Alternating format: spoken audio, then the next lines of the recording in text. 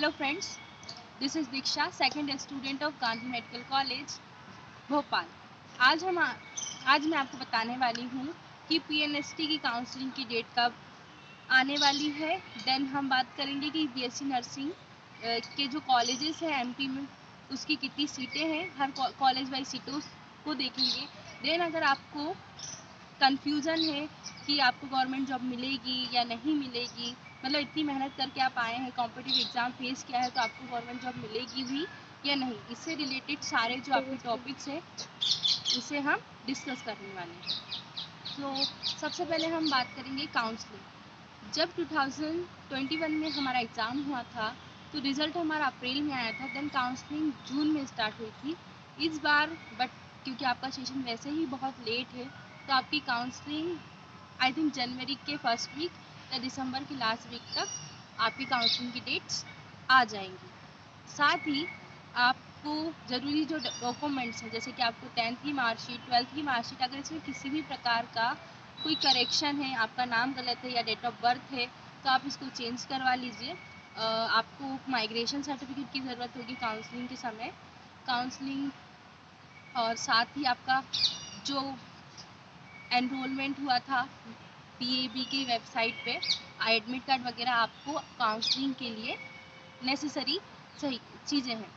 अब बात आती है कि काउंसलिंग तो होगी, बट काउंसलिंग किन्हें करवाना चाहिए, क्योंकि लास्ट ईयर की जो मैंने रूल बुक देखी, कट ऑफ देखा था, तो कई बच्चे ऐसे थे जिनके 12, 5, 22 और बहुत ही कम मार्क्स पे भी उन्होंने काउंसलिंग करवाई है।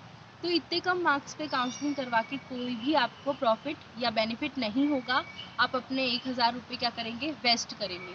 तो जिनके मार्क्स 50 प्लस हैं या फिर 60 प्लस है, वही काउंसलिंग के लिए अपना रजिस्ट्रेशन करवाएं, क्योंकि सेकेंड जो हमारा 2022 का पीएनएसटी है वो कुछ ही दिनों में होने वाला है। तो आप अपने पैसे यहाँ ना वेस्ट करके अगले जो एग्ज़ाम होने वाला है उसके लिए प्रिपेयर हो सकते हैं, क्योंकि 30, 40 और 50 पर आपको कॉलेज अलॉट नहीं होगा। सीटें लिमिटेड हैं, तो उन्हीं बच्चों का अलॉट होगा जिनके मार्क्स अच्छे होंगे।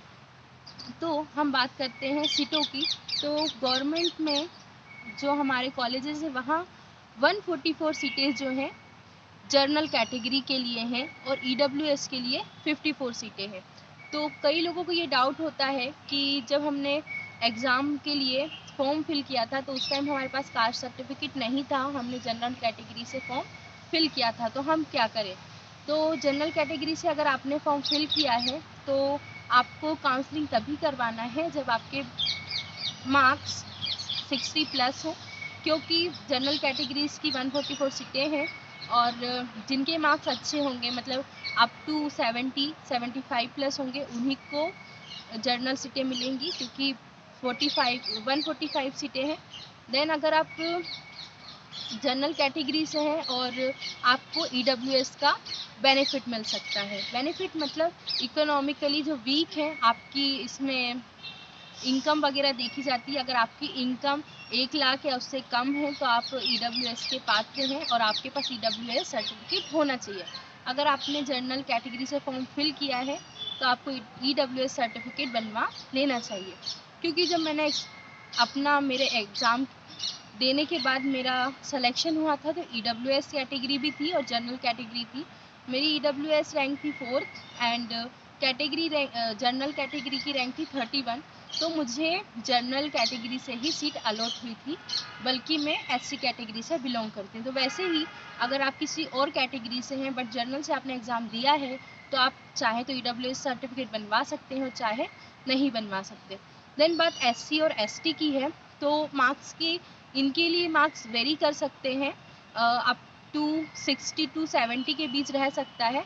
तो आपको क्या करना है, आपको अपना कास्ट सर्टिफिकेट तैयार रखना है, क्योंकि अगर आपके मार्क्स कम हैं तो आपको एससी की ही सीट मिलेगी, तो उसके हिसाब से आपको कास्ट सर्टिफिकेट की ज़रूरत होगी। देन ऐसा ही एसटी के लिए भी है।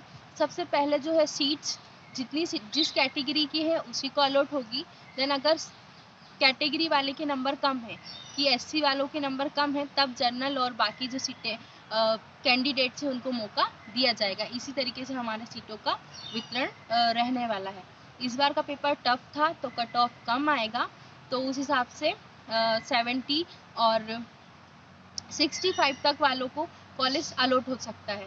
देन अगर आप, कई बच्चे ऐसे होते हैं जो कि नीट, जिनके यहाँ पर बहुत ही अच्छे मार्क्स होंगे, तो वो काउंसलिंग नहीं करवाएंगे, क्योंकि यहाँ उनके अच्छे मार्क्स आए हैं तो वो डेफिनेटली नीट या फिर किसी भी अदर कॉम्पिटिटिव एग्ज़ाम के लिए तैयारी करेंगे। तो उसी लिए आपको क्या करना है कि वेट करना है। अगर फर्स्ट काउंसलिंग में नहीं हुआ तो सेकंड के लिए आपको फॉर्म डालना है।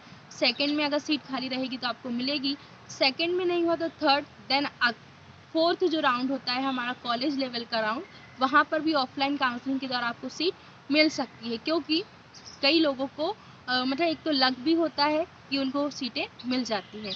तो आई होप कि आपको दी गई जानकारी समझ में आई होगी।